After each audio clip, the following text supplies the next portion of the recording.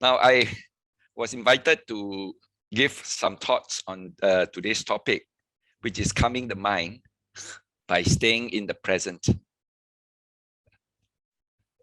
The Buddha's teaching has always been useful to help us in all circumstances, isn't it?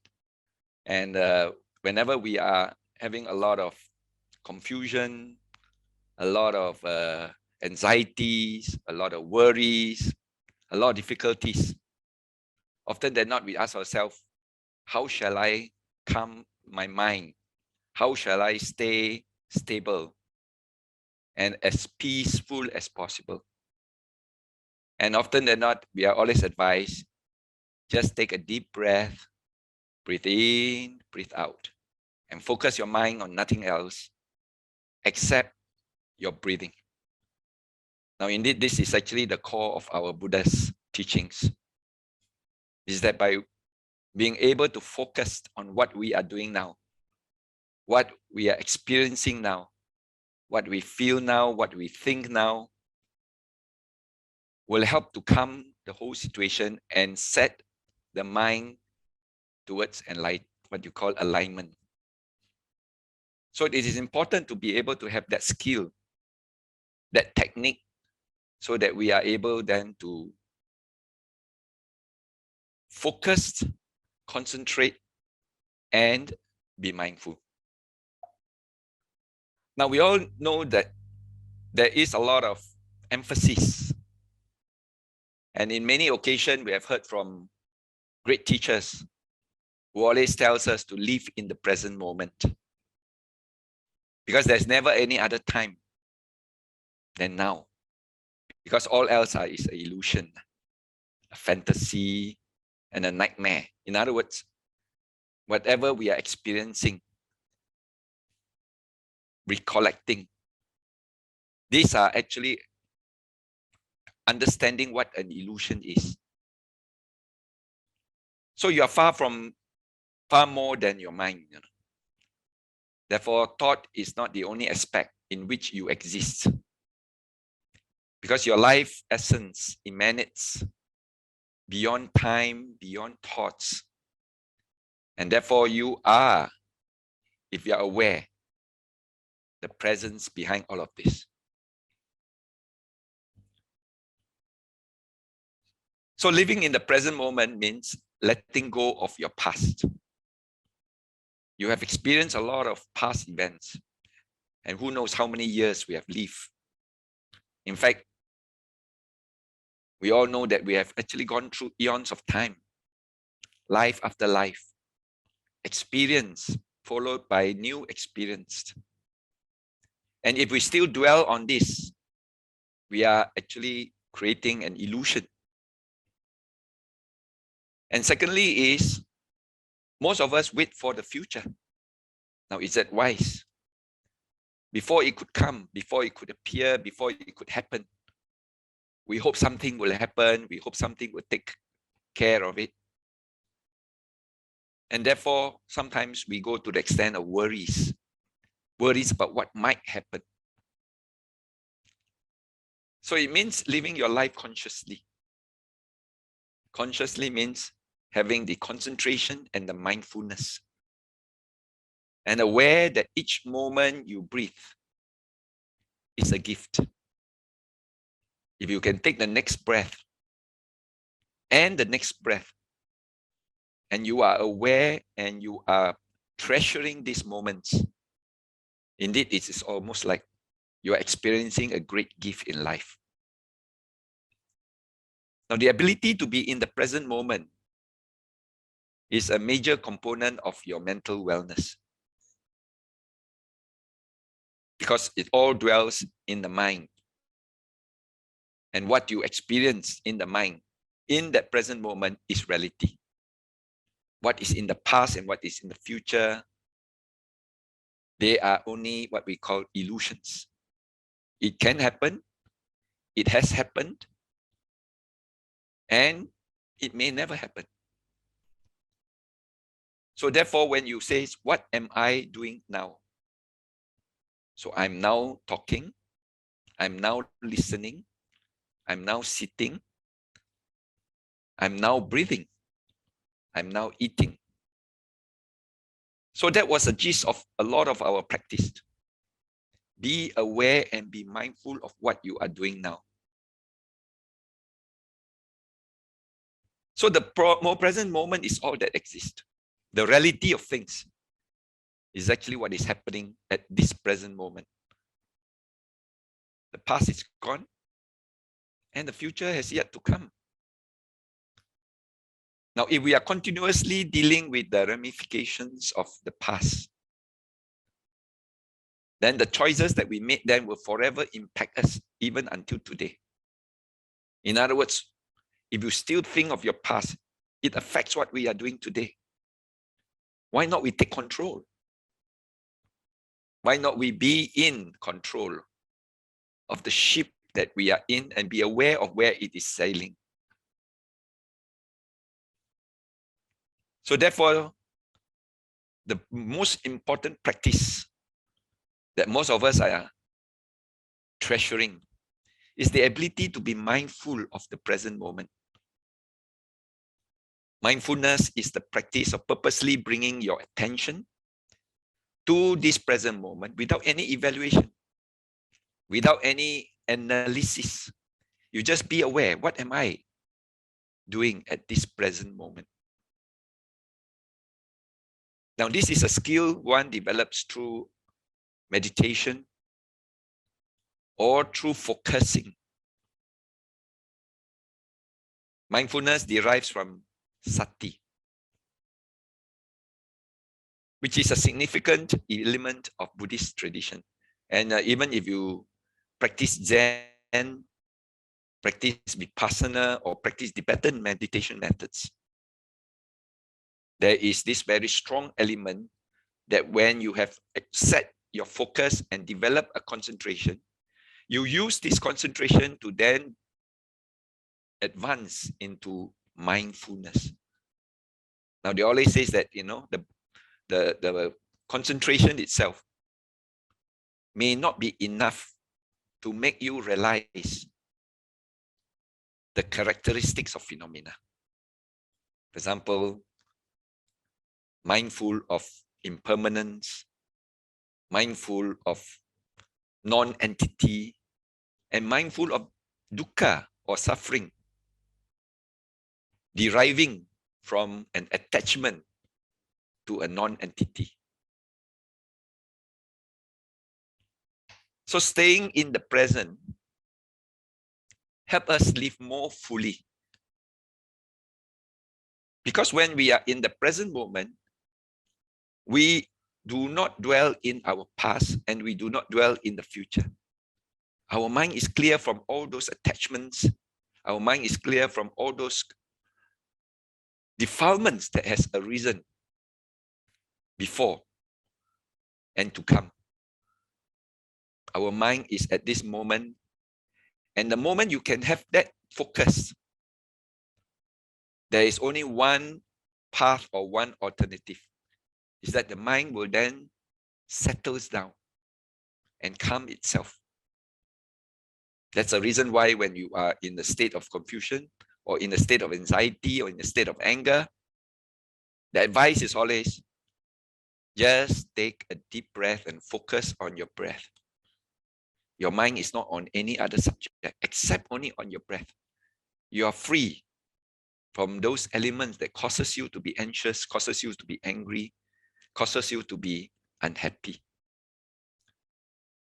Now, rather when worrying about the future and ruminating about the past, we should savor every moment as it arises. Now, a lot of researchers have found that people who live in the present moment are very much happier, very much calmer, very optimistic. They suffer less depression. And of course, they are more satisfied with the life overall. In other words, they move in momentum, moments by moments. In other words, step by step. So when you are able to do that, you slow your pace. You begin to appreciate the flow of time. And you do not dwell on the time that has just passed or the next moment that is to come, but just focus on what are you experiencing and what is in your mind at this present moment. So mindfulness practice includes a lot of present moment awareness. When you begin to be mindful of your breath, your positions, and we call this kaya nupassana. Kaya nupassana means you're aware of your bodily movements and positions. I'm moving my hands. I'm chewing my food. I'm focusing my sight and seeing something. I'm breathing. I'm walking, lifting my leg, stepping. Aware of every moment as it arises. What is the condition of the mind then? Are you thinking of all the criticisms that you are facing before? Are you thinking of all the bad experience that you have encountered? Or are you thinking of what is going to happen to your job in times of difficulties? Are you having the thought of someone who is not going to be present when you are giving some job descriptions? So when you focus on the present moment, that is when you pay attention to the things that is currently happening. The Buddha has given us a very good discourse. And this is called the Bhaddekarata Sutta. And in this sutta, the strong advice is do not pursue the past. If it has happened, let it happen. But don't lose yourself in the future, planning too much, thinking too much of what's going to happen. The past no longer is. The future has not yet come.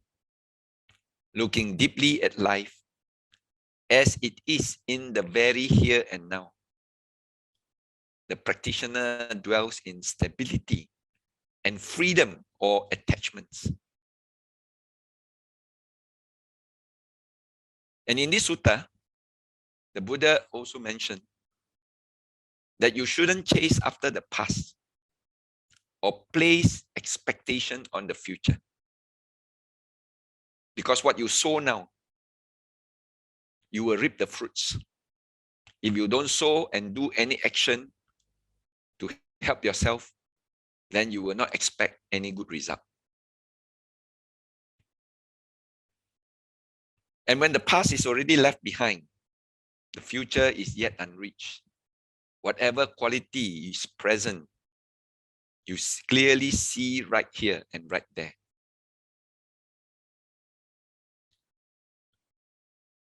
Again, there's another verse which says, not taken in, unshaken. And that's how you should develop the heart. So ardently doing what should be done today, because tomorrow you may not have the chance. You have to, if you think that you want to prepare for the future, then do something about it today. So there is no bargaining with mortality. That's what the Buddha said. Don't wait. Don't procrastinate. Do something about it today. If you wish for some results. Now we all know that there is this famous author. And his name is called Eckhart Tolle. Now he wrote this book called The Power of Now. And it's a bestseller. Now this if you read this book, it is very much in tandem with what the Buddha taught. And it's a lot of emphasis on creating the power of living in the now. And he has, of course, several follow-up books called Practicing the Power of Now, Maintaining the Stillness, the Power of Now Today. And it's very much what the Buddha has said. Now, who is Eckhart Tolle? He's a spiritual teacher and an author who was born in Germany. And he was educated in the University of London. Now, at the age of 29, he had a profound inner transformation, which radically changed the course of his life. And he started writing and philosophizing the concept of living in the present moment. And these are some of his quotes. That the only thing that is ultimately real about your journey is the step that you are taking. At this moment, that's all there ever is. Now, we always say that the beginning of a journey is the first step. It's like climbing a staircase. If you want to get to the top, you can speculate, think about all the difficulties that you have been facing before on other staircases. And you will wonder whether what is up there at the top of the staircase. Then you will never take the first step. You will never take the first step. Then you will never go to the second step, and the third, and the fourth, and to the top of the staircase. So what is most important now is, can you take your first step? Now, we always have this analogy of a car. Now, a car in the dark road, switch on the headlights. And eventually you realize that the headlight can only shine probably about 200 meters. Now, when you look at the headlight's distance, then you begin to ponder whether, what is happening at the end of that 200 meter, or what is occurring there, or was there a ravine there, or was there some obstruction that you might knock into? Then you will never start the car and move towards that direction. But as your car starts moving, when you took that decision to say, do, then the headlights of 200 meters will then move forward too at the same time. And you will shine a further distance, more than the distance of the 200 meter earlier. And thus you are then able to see beyond, and you will see, there is no ravine, there is no obstruction, there is no rock in front. And then you keep on moving, and the 200 meters will then keep on going forward. And that confidence derives from that it does not matter. All you have to do is just watch where the headlight shines and follow. Take your first step. Make your move. Another quote is, realize deeply that the present moment is all you have. Make the now the most primary focus of your life. We ask ourselves which we are in more control. Are you in control of your past? Or are you in control of your future? Both of these events, that is the past and in the future, is beyond our control. But what is the moment that you can control best is what you have currently in the now, present moment. So therefore, if you prepare yourself now, you will then be able to justify your past, because that was the history behind it. But if you prepare yourself now, then you will be able to then reap the fruits and see what is happening in the future. All you have to do is just focus on what you are going to do now. It's the same thing that if you want to be wealthy, you can dream, you can talk. But have you asked the question, what can I do now?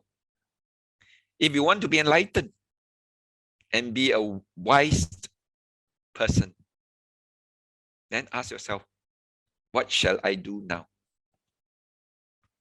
And you realize that, well, I must focus my mind. Well, I must gain my knowledge of wisdom. And once you have acquired all this, it is a natural progression that the wisdom and enlightenment and the wealth that you seek for will then happen. Unhappiness is created whenever you are out of alignment with the present moment. The moment you start thinking back, the moment you start thinking in the future, and that is where all the disruptions and disturbance arise. And if it is very negative, it then emanates into a lot of unsatisfactoriness and unhappiness.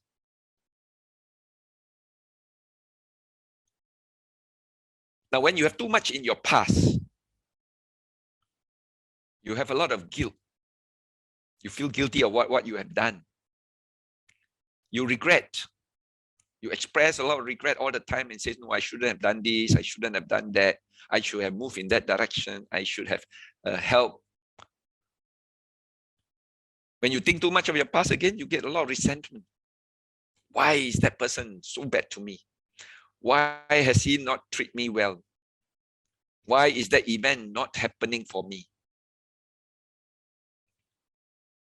Grievances and sadness. When you feel sad over what has taken place. But can you help it? Can you change it? The bitterness that has arisen in your past. These are all beyond, because it's already gone. It's already past. So therefore, if you can't do anything about it, then why worry? Same thing if you look to too much of the future. It creates a lot of unease, uncertainty, a lot of anxiety. Oh, can it happen? Can I succeed? Can I make it? Then there will be a lot of tension. And tension always gives rise to stress. And stress is the chief enemy of a lot of our illness. And then you start to worry because you are not sure of the uncertainty. You do not know what's going to happen. And therefore you have fear. So when you have fear, it's because you are ignorant. You do not know what to do. You cannot resolve it. You do not know how to resolve it. So what is the advice most of the time? Is that just let it go. Don't get your attachment to your past. Don't get your attachment of what is going to be future. Yes, you may plan, but don't attach. Try to focus on what you can do now. How you can prepare yourself. And if your mind is focused in this present moment, you experience a lot of lightness because you are not burdened by the two heavy weights on both sides and give rise to punya or joy. And you are not bound by these constraints. Therefore, you have a lot of freedom to make your choice. Shall I move to the left? Shall I move to the right? You decide. Shall I take it or shall I leave it?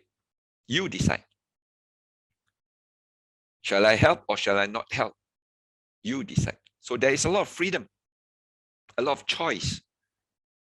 And whatever you invest in this current moment, that investment will surely bear its result. It's the same thing like a young student who wants to score 10 distinction. If you want to score 10 distinction, what must you do now? is that you have to focus on your studies, revise your work well, understand what you have learned, and then finally be able to solve and resolve the questions that is going to be asked. When you have that ability and develop that ability now, surely the results will be good. You don't have to say, oh, if I study so hard, will I be able to score distinctions? But if the capacity is only so much, you procrastinate, you are lazy, you do not revise your work well, you do not focus on your studies, of course, what follows is what you have contributed, the seeds that you have sown. Therefore, if you want to have good future, you prepare for it currently, now. So the Buddha has always said, living in the now, living in the present moment, not only gives rise to joy, not only gives rise to happiness, it also is the true path to enlightenment. And that is the reason why, again, I reiterate that, for us, when we understand the philosophy and when we practice it, mindfulness is ultimate. It's the path that would eventually lead us to just focus on nothing else except what we are doing at this present moment. Do not dwell in your past. Again, do not dream of the future. Concentrate the mind on the present moment. This is the teaching of all Buddhas. Right? Now, when your mind is focused on what you are doing now and develop that calmness and that stillness and that peacefulness, then it is actually the secret of health. So therefore, live a healthy life by not mourning for your past and not worrying about the future. And don't anticipate trouble because it gives rise to a lot of failure in confidence. Well, trouble will come. But can you do something about it now rather than wait for it to happen? Nike has a very good slogan for this kind of, and says, just do it.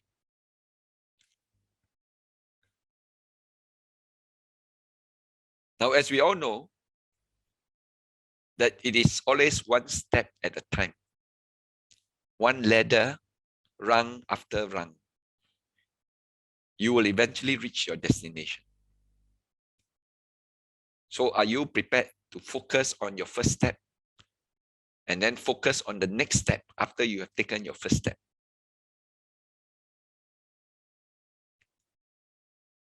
But most of it, when it comes to philosophy, you can understand, you can appreciate, but as long as you don't put it to a practice, you will never realize. Pariyati patipati pativeda. You learn, then you practice, and then only you get realization. And only with realization, that is where wisdom comes. You will not repeat. You will be stable in your thinking, and you will then be able to follow the right trend. And meditation on mindfulness, be present, be aware of the scenery that you are seeing in front of you, be aware of the people that you are talking to, be aware of all the feelings that you are having inside you. As long as your mind is focused in this manner, you are in full control. You are in the driver's seat.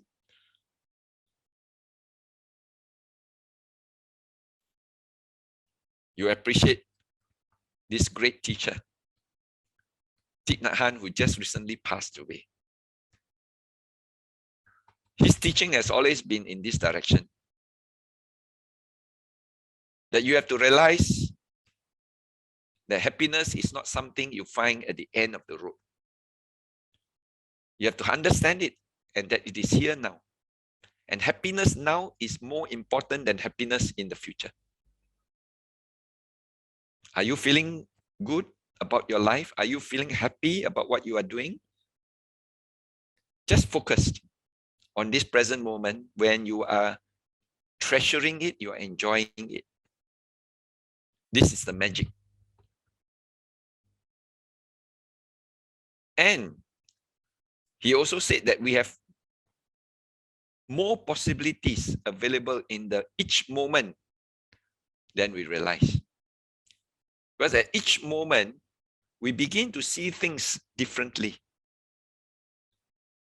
When we start to see the rising and falling, we will now be able to see how the phenomena of things works in these three characteristics of anicca, anatta, and dukkha. In other words, we will then realize that there's nothing for us to attach to. There's nothing for us to grasp. There's nothing for us to be unduly disturbed. Because all phenomena behaves like this. So that realizing the present moment of what we are doing now, you can see as it rises and it falls, as it appears and it disappears, then you begin to see the true reality, the truth of all phenomena. I think many of you would have this tag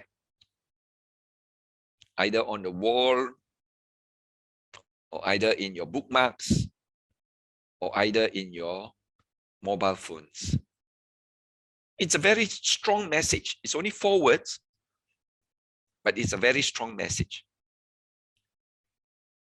It says that the present moment is a wonderful moment. No other moment is as great and wonderful as this present moment that you have. When you realize this, you treasure it very much. And this is the tool that calms down a lot of our minds. Especially when we dwell in this present moment.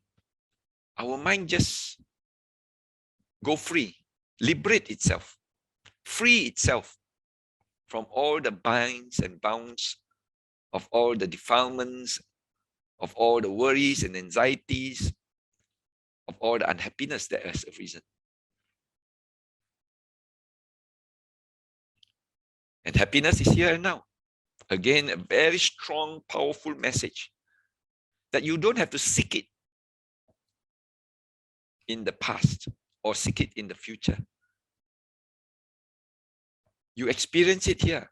You experience it at this present moment, at this present life. Don't have to worry about the next. Because if you have a happy moment, if you have a happy life, the future will also be happy.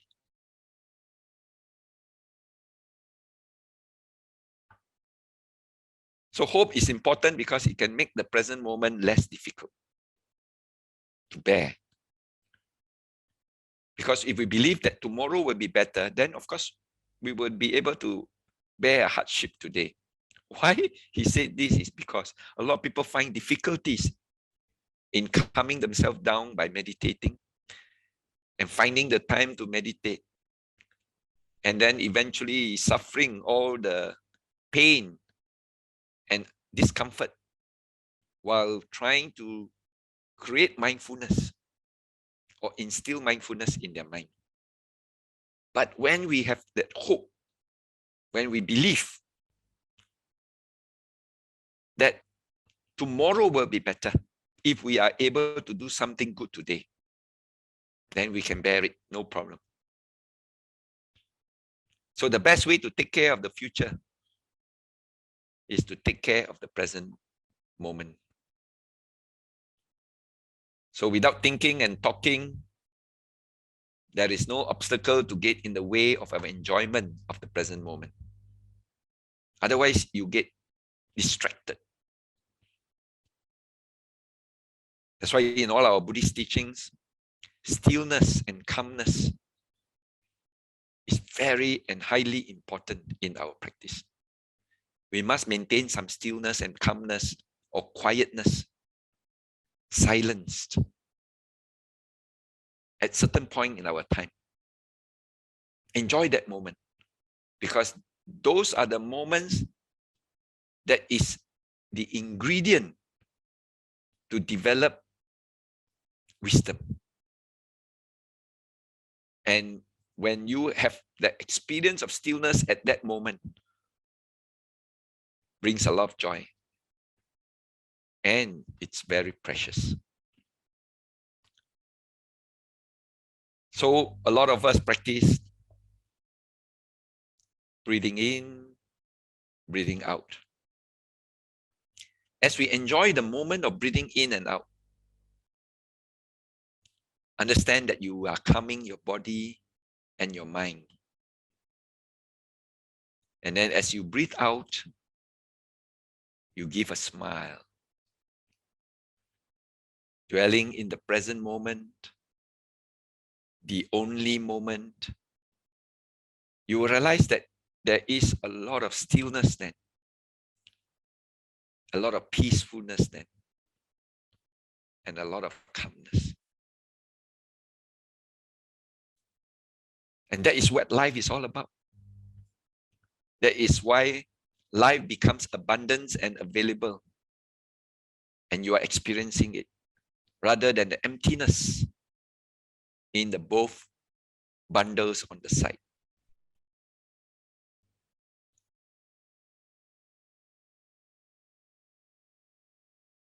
So when we do our mindfulness, does it mean meditation? So what's the difference? Mindfulness can be every day. Mindfulness can be while you're enjoying your sceneries, while you're experiencing the company of your loved ones, while you are focusing on your work, as you try to resolve some of the issues as it arises, focus your mind at that moment. And when you are dealing with your clients or customers, focus on the customers and understand them. And this is mindfulness. And in the event that you are doing your meditation, and that is where you have given yourself a space of time that you say, okay, I'm not going to involve in all the secularities. I will now just sit and focus, and you use an object. And that is when you start to do your meditation of mindfulness. And what is mindfulness meditation? Is that you focus your mind on your four base, the Satipatthana. Patthana means the base of mindfulness. So what are the four bases? Is that you are aware of your bodily positions. You're breathing, you're moving your hands, you're talking, you're walking, you're shifting. Then you're aware of your feelings, Vedana Nupassana. In other words, you're aware of your feeling of pity, joy, aware of your feeling of discomfort, aware of your feeling of pain and itchiness and bitterness. You're aware of the feelings that arises as a result of your senses. That is one focus again. And then eventually, you are aware of your thoughts. Chittanupassana. Oh, you suddenly think of an event. You're aware that you're thinking of the event. You see it as it appears and arises in your mind. And you understand that your mind is on nothing else except only on that thought. Then you develop from the thought. You actually lead it to a story. You lead it to a development of events. And that's called Dhammanupassana, which means to say you are aware of that trend of thinking.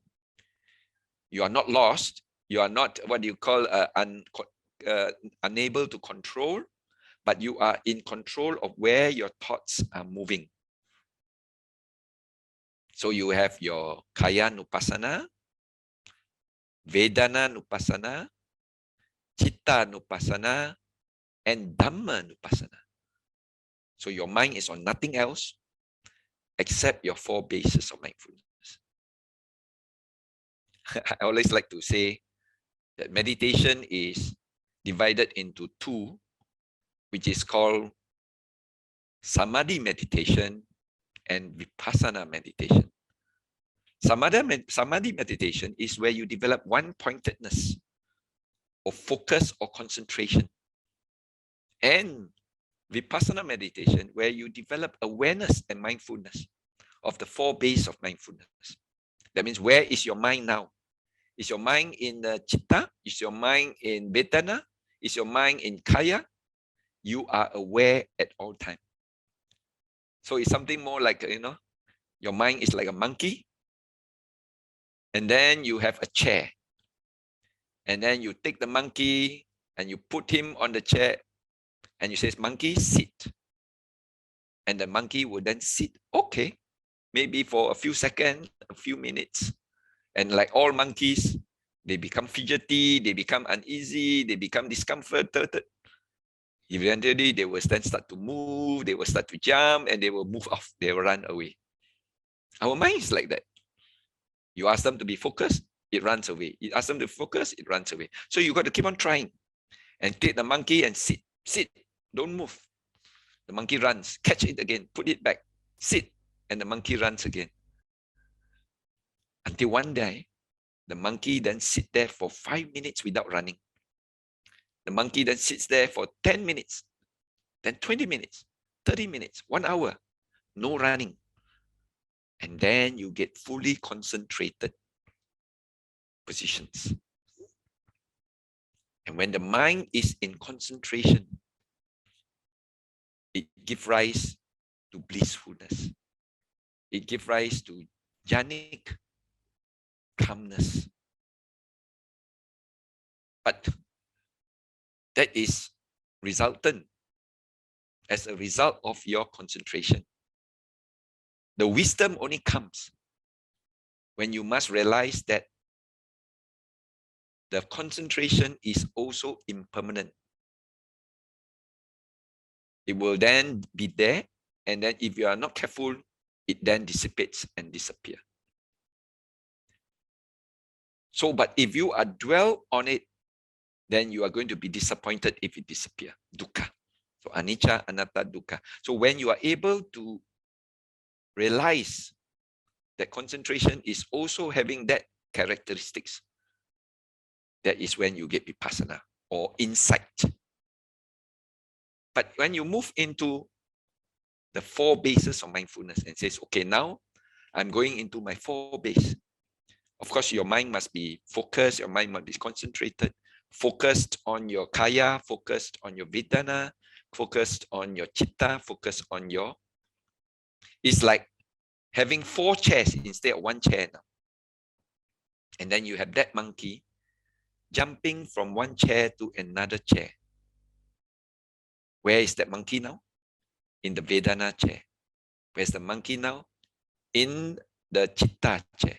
When the monkey now is in the Kaya chair. And as it rotates or as it jumps randomly, then you just follow where the monkey is. Be mindful of where the monkey is. And that is vipassana also. When you realize that the monkey cannot sit in one place. It has to move from place to place. Impermanence. So therefore, you have these 2 practices of meditation. Samadhi or samatha and vipassana or insight meditation. So with this sharing, I hope that you know that when we have been able to focus our mind on the present moment and free ourselves from our past, free ourselves from our future, there will always arise calmness, peacefulness, and happiness. And of course, ultimately, wisdom, realization of the truth of Dhamma. Thank you. May you be well and happy. Sadhu, sadhu, sadhu.